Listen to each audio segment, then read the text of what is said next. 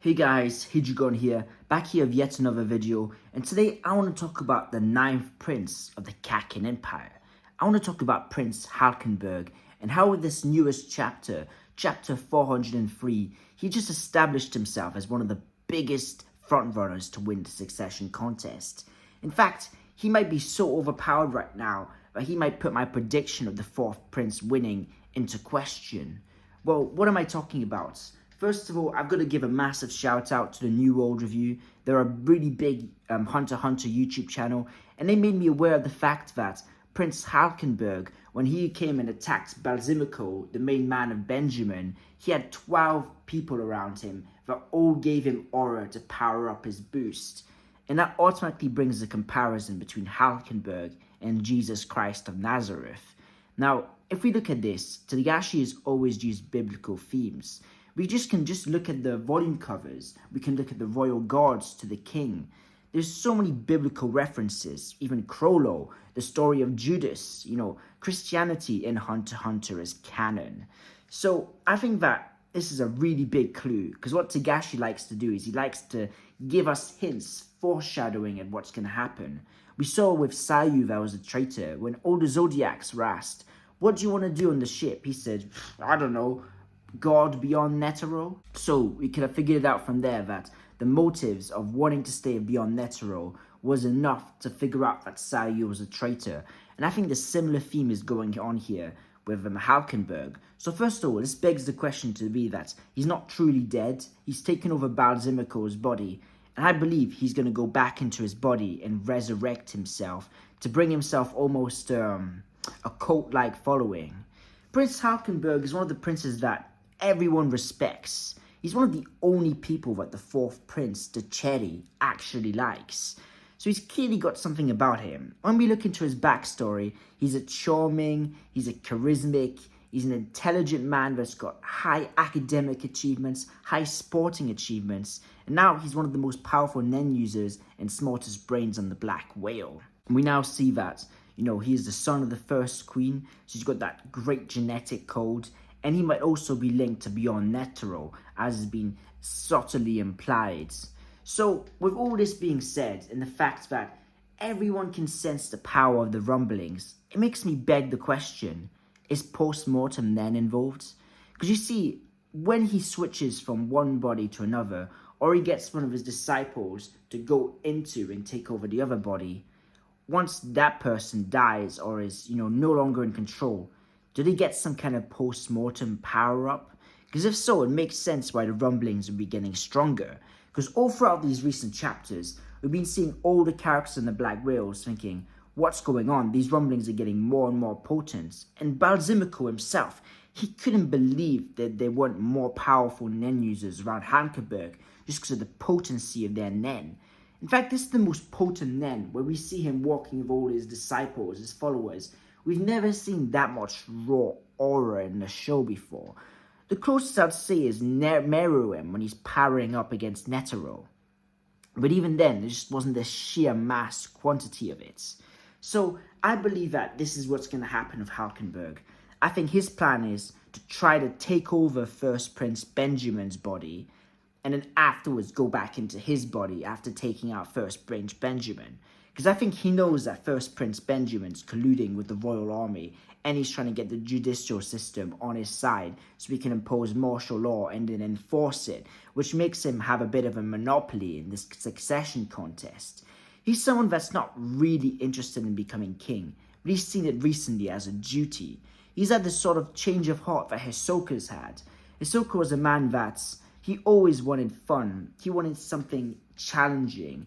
And on his near-death experience with Crollo, he decided that it wasn't worth the risk. It wasn't worth waiting on life. It was worth taking life by the horns, by the bull, and going after things there and now.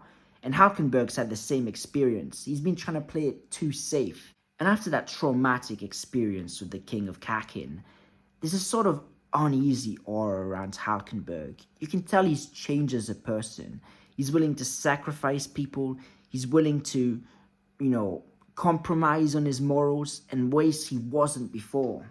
So what would be the most Togashi thing to do to have of course, Balsamico, who's being controlled by Halkenburg, take over Prince Benjamin, undo all his ties of the royal army, do a bunch of self-sabotaging to make him out of the race for being the king, and then go back exactly 3 days later to Halkenburg's body to bring everyone the sense of deity, to make him feel like he's the second coming, that he's the second Christ.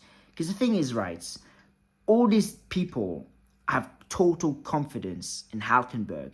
They're people that aren't necessarily loyal to him due to faction. They're loyal to him due to having a similar mentality.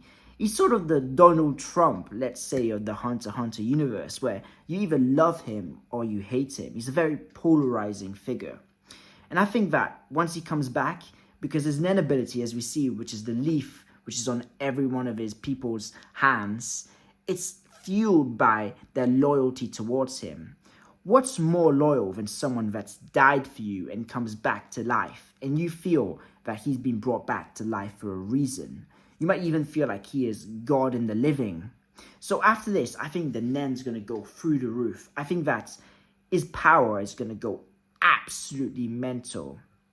As overpowered as the fourth prince is, I think he could match him, because we've seen that the power that Halkenburg gets is boasted by the people around him.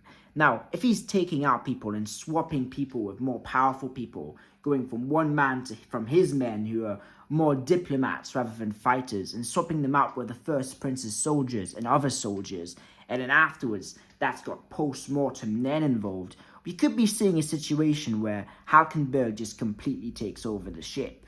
And it's very possible. I mean, when we look at the way pandemics spread, this is a bit of a similar situation where Halkenburg doesn't have to do much himself because everything's being done for him. He's in a very similar situation as Morena, but unlike Morena, it's the individuals that get powered up the more they kill people, whilst Halkenburg, the entire group, the entire unity gets overpowered. So what I think is going to happen is that Prince Halkenburg is going to become such a big threat to everyone that the king's going to have to try to take him out himself. Because we've seen that Prince Halkenburg is someone that doesn't have any care about the contest, being the king. He doesn't have any care about any of the rules. So I think he's going to cause a massive ruckus. He might end up sinking the black whale. But I think it's very interesting because at the moment, the fourth prince, as we know, doesn't care. He's learning about Nen. So all the mafia right now are in absolute distraught. They're completely splintered.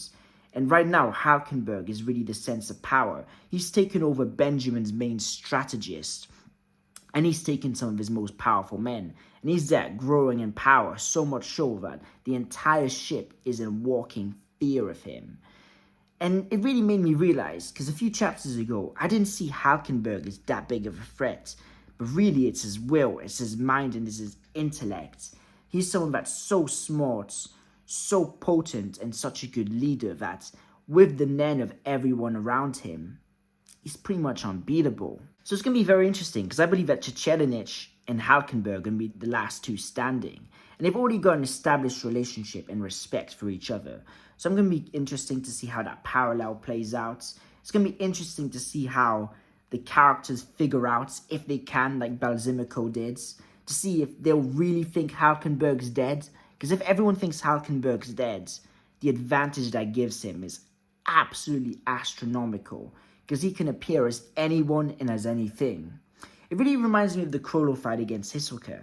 The reason why Crollo beats Hisoka, when Hisoka is much stronger than Crollo, is that Crollo just kept Hisoka guessing. Hisoka was on edge. He wasn't able to think rationally. And I think this might be a situation where Halkenburg's waiting. He's waiting for everyone to be infighting and to dwindle their numbers down, and coming in at the last moments to try to sever the heads of whoever's left.